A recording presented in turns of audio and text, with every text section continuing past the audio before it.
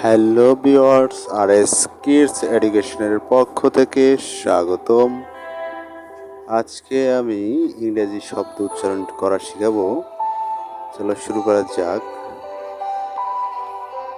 আমরা গত ভিডিওতে ইংরেজি অক্ষর থেকে বাংলা কি অক্ষর হয় তা শিখিয়েছি।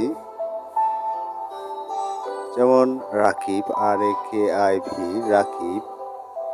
রাকিব আরতে পয়সুন্ড র, এতে সরেয়া, কেতে ক, আইতে হর্ষই, বিতে ব।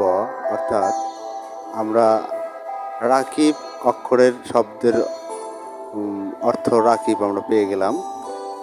মনে রাখতে হবে AE, IO, EU এই শব্দগুলোর বাংলা অক্ষর কি হয় এবং এগুলোতে কার চিহ্ন হয়।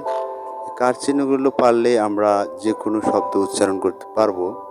আমি আরেকটু উদাহরণ দিচ্ছি। যেমন আমিরুল,